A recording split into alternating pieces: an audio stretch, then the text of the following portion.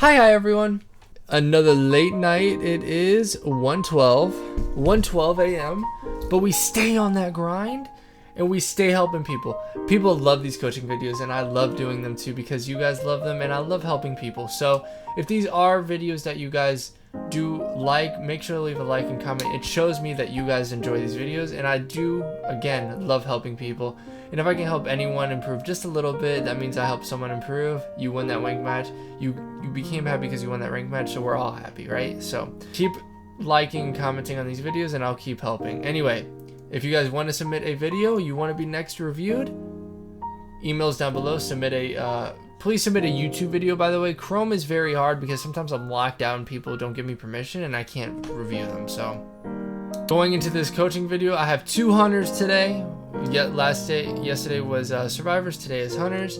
Let's see everyone's hunter. Let's see what we can help with. Hopefully you guys can learn something, not just the hunter being played. And yeah. Alright, it seems we have Feaster, SlugCat. Let's go SlugCat. Okay. So going into the let me see your build, even though let me see the spawns.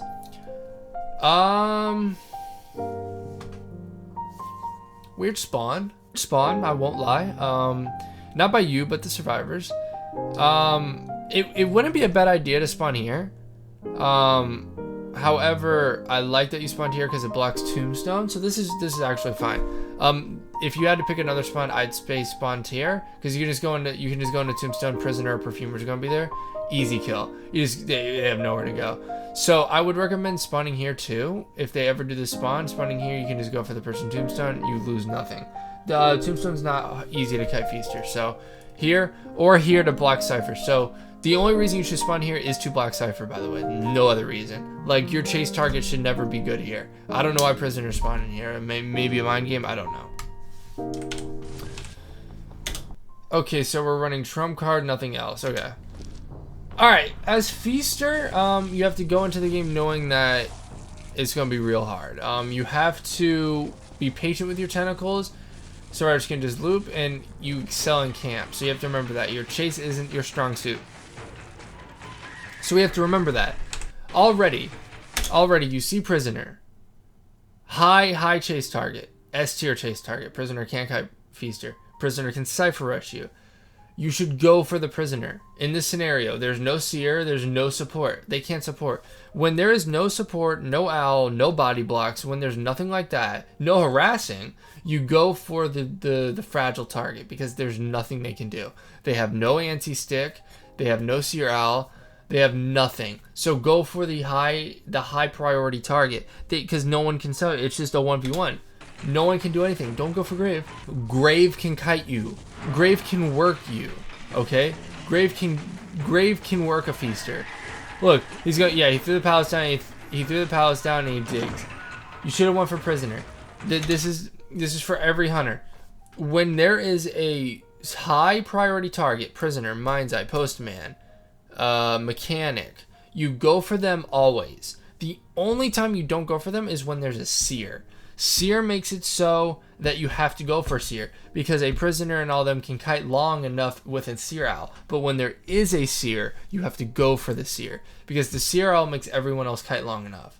That's why when a seer spawns in, the hunter always goes for seer because they can't do anything else. So seer's always priority, guys. Always seer's priority.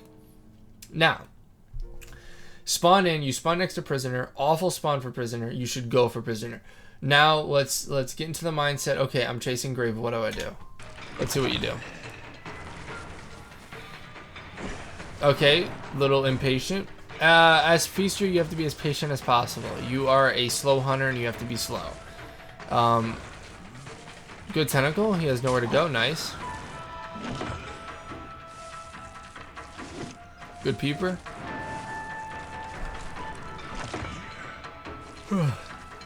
Oh, this is perfect. Where'd that tentacle go? Okay. I promise you, as feaster, you have to be as patient as possible. When I'm playing against feasters, they always tentacle me, and then I loop the tentacle, and then if they're not patient, they just throw it down, and I get away. The patient feasters, the best feasters, they tentacle, and then they hold it, So while I'm looping, I have to make a choice. Either the survivor gets hit by the tentacle or I get hit to main body. Because the moment I leave the tentacle from looping, they just throw it down and I get hit. As Feaster, you have to be the most patient hunter in the game. Why don't just like make sure that you have fast pallet break for a reason. Make sure this tentacle is placed well. Wait just an extra half second, place it in the middle of this alleyway, and he gets hit by the tentacle. Perfect, right? Now you missed a hit. Now Grave can rebound. That was a good tentacle. That was a good tentacle. Okay, so this Grave obviously doesn't know what they're doing, okay? A good Grave avoids that. You missed a charge attack, and he just starts kiting you on these pallets. He can loop the pallets.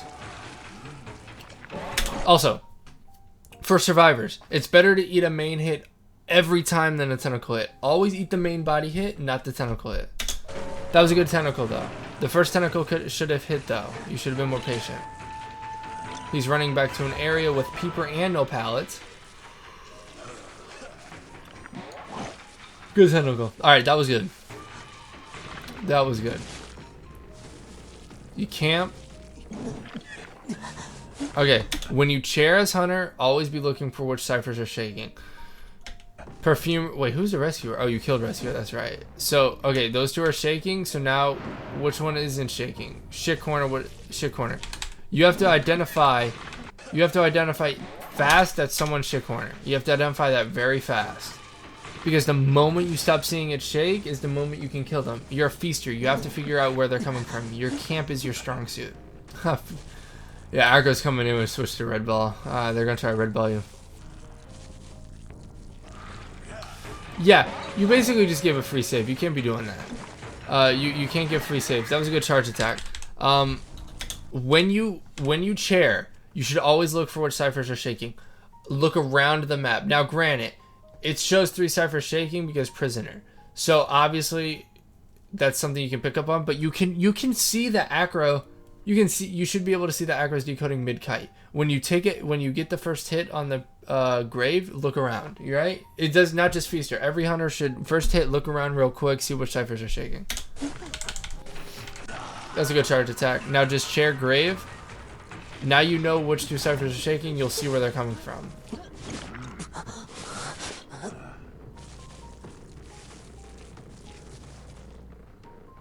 Okay, we're selling. Yeah, you can't leave chair yet. You just sit here. You're in a winning position. No one can save. Acro's hit. Might as well break the pallet middle while you're waiting. When you're waiting at chair, do something. Break pallets. You know.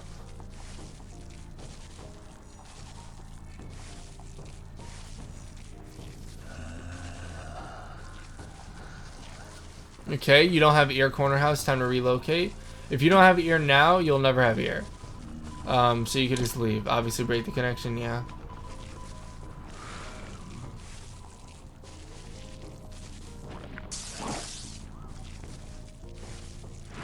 I'm waiting to see someone circle the tentacle so I can give you some tips on it. I want to see how patient you are.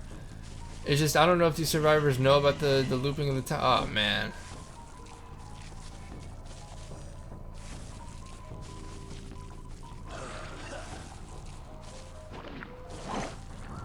Oh, if only you knew that they vaulted the window. If you peeper and you know someone's up there and it doesn't detect, that means they fell out the window. So, always go for that. Good tentacle. No one loops tentacles in this tier? What tier is this? Why is no one circling the tentacle? That's how you kite Feaster. Alright, let's see how you camp. You see prisoner there and you see cipher shaking perfumer. What do? You go straight for prisoner. If you see the cipher shaking top 2 story, you go straight for prisoner. You just leave. Yeah, you just leave. No, they're still decoding. They're buying time. Just go straight for prisoner. Make the perfumer decide. What does the perfumer do? Do they keep decoding or do they go for save? You make them save. Oh, wait. Prisoner getting stuffed.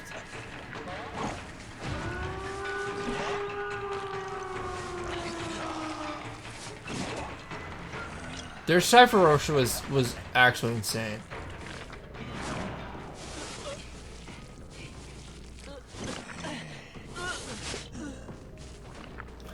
Okay, easy win. You just get you get the prisoner and tombstone, and you call it a day.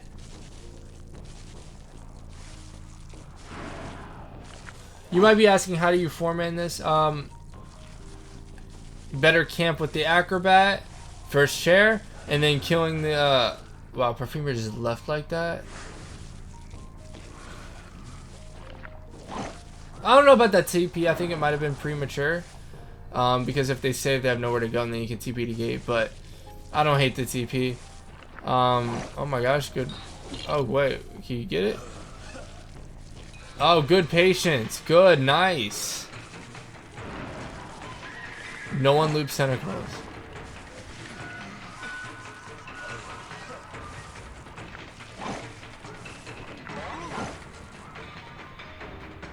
Okay. Yeah, that was good. My takeaways are, you have to be more patient with these tentacles. You could have easily hit Grave here and just killed him in 2 seconds. Now, granted, you see how fast Prisoner Cypher Rush? You have to go for Prisoner first. Unless he's Tombstone, you go for Prisoner first. And if he is Tombstone, you then go for Perfumer. But your chase could have been quicker. You could have killed Grave quicker. I mean, the Cyphers are all 80. And then you could have paid attention to where aggro was coming from. These are the 2 biggest errors. Fundamentally, though, your Feaster seems sound. Very good Feaster gameplay. I think be a little more patient, as I said. Respect the Cyphers a little more. You have to look around, where are they coming from? You have to be vigilant about that. And the moment, like right here, the moment you see 3 Cyphers shaking, right now, you leave. You just leave. You leave. Like, they're not backdooring you. You just absolutely leave. You go to middle, you kill Acrobat. This is how you track. Also, tip for you. If you see 2 Cyphers shaking, you see Prisoners, Corner House, and you see Tombstone shaking, and then all of a sudden, 10 seconds after the save, you see top 2-story shaking, that's Acrobat. Okay? Go for Acrobat. These are Hunter things, not Feaster things. As Hunter just... The biggest thing the biggest difference between a good Hunter and a great Hunter is Cypher, like, awareness. You have to know which Cyphers being done and who's at those Cyphers. If someone saves and then 10 seconds later the Cypher near the save starts shaking, that's where the injured person is. So you have to think about that. You also did not need to come here. The Cypher's almost done. You do not need to come and break this connection. They're gonna pop it regardless. So just get on the Acrobat as soon as possible and get that kill quickly as possible. Okay, Moonlit Wax Artist. Wax Artist is definitely A tier on Moonlit. Wax Artist is so good on Moonlit. Chasing 4th stop first, I agree. Wax Artist's name is Rox. Let's see what you can do.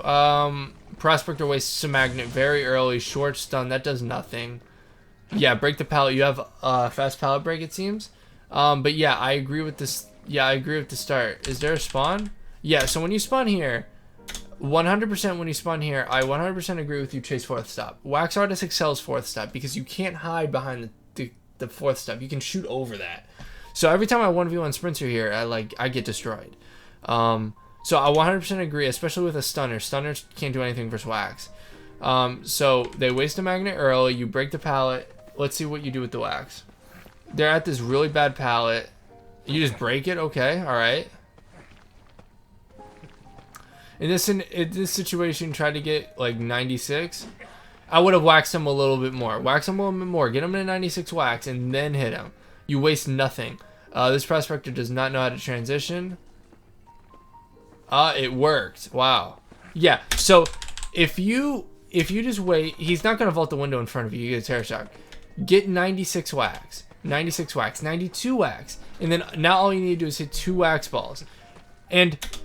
Okay, in these 3 pallets, right? In these 3 pallets, he has nowhere to go. The only way transition into a good area is over here. So instead of following him through this pallet, just cut him off here. So he can't. So he's forced to over here. As a hunter, you always have to be predicting, like, you have to always be predicting where the survivor is. Not like, oh, they're over here. No, it's where will they go next. You know where they're at right now. You don't have to predict that. You have to predict where they're going next. Objectively speaking, this is the only kiting area to the left that they'll go to. This is the only good kiting area. So try to go left to cut them off.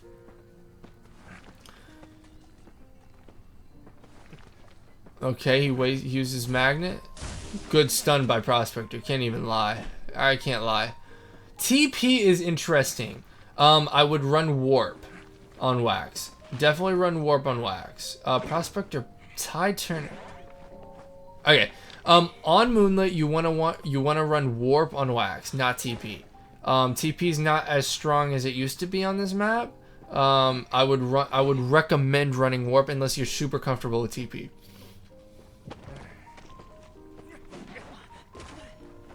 I'm not really sure what's going on in this match.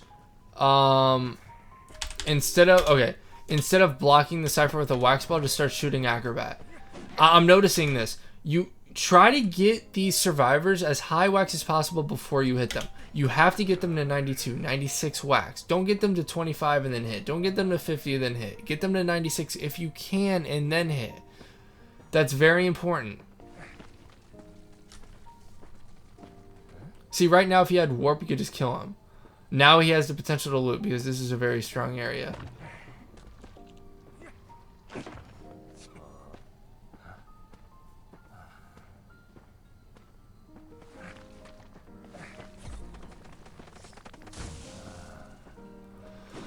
Another thing is wax artists that I noticed that you need to pick up on is pre-firing. You have to be shooting around the corner. Watch Sprintzer's wax artist games and tournaments. Watch Koa wax artists. You'll notice that wax artists, they don't just shoot when they see the survivor, they shoot in prediction of the survivor. So like, I'm shooting turning a corner.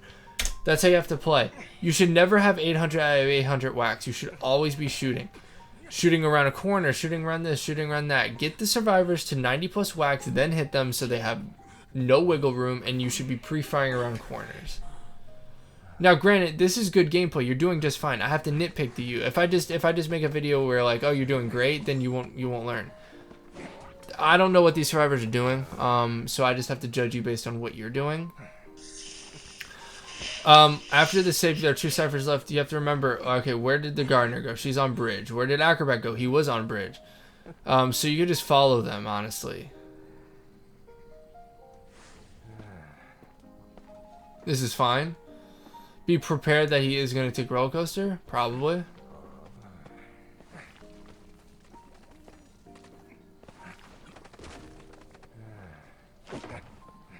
Novelist is, oh, nice.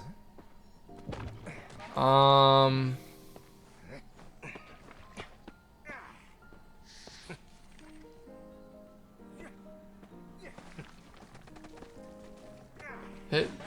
Okay, that was a good down. This is a weird game. The survivors are weird. This is very risky. Right here, this is very risky because they have flywheel. It's better to 100% wax them. When you get to higher tiers, when your wax artist becomes, your wax starts playing champions and stuff, I'm flywheeling this. This is a flywheel. I'm vaulting in the window. I cut you way longer. So you want to try to get 100% wax and then hot wax. So like 100, shoot, 100%, then hot wax, hit them while they're frozen so they can't flywheel. This novelist should have been able to flywheel. They have flywheel. So that's an error on the novelist. I'm just warning you, better survivors will flywheel that and you will get kited. Okay, black the cipher, good cipher management. Just start waxing her, not even worth hitting. See right here, you're at 800 wax. There's no downside to waxing the gardener. Get her to 96 wax. That was a good hit.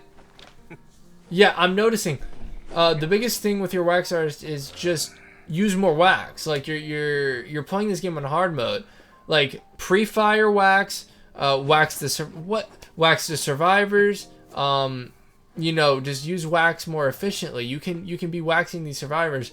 And don't hot wax prematurely. Always get the survivor to 100% wax and then hot wax. It's very rare where you should use hot wax before 100%ing them. The only time you should do that is when you 100% know they do not have flywheel, because flywheel is wax's kryptonite. These survivors, you did well. You did well. Okay, this game's pretty much over. My takeaways for this match. One, Pre-fire your wax more. Practice pre-firing around corners. Practice predicting where they're going to be. You, as a wax artist, you have to predict where they're going to go. That's where you pre-fire. Sometimes when I'm 1v1ing Sprintzer, I go into a doorway and there's a left and a right. Sometimes I go left and he predicts I go right. So he starts shooting down the right hallway. That's what you have to do. This wax artist is a hunter of predictions. Here, you should have just simply waxed the survivor more. You have to wax the rescuer more. Don't just hit them. Wax them to 80, hit them then. And when you're in chase, first chase specifically, not when you have hot wax, this is the biggest thing. You could have killed this prospector much quicker. You had a really good hit. Get them to 90 here, not 77. Get them to 90 here, hit them, and then it's 2 more wax balls and they get hit. But I'm nitpicking. This was a very, very good wax artist. You played very well. Remember, as wax artist too, you can block ciphers. So cipher management's huge for wax artists. They can't really cipher rush you. A very big tip as wax artist, always chair near the last cipher. Even if you have to go far away. Always chair on the last cipher, because if you can chair on 1 or 2 ciphers even, you control the game. If the last if there are 4 ciphers popped, the 1 cipher remaining, and you chair on the last cipher, it'll never pop. So keep that in mind. Guys, I hope I didn't ramble too much. If you did... Anyway, guys, I hope I didn't ramble too much. I hope you guys did learn a lot. I put a lot of information into these 2 hunters.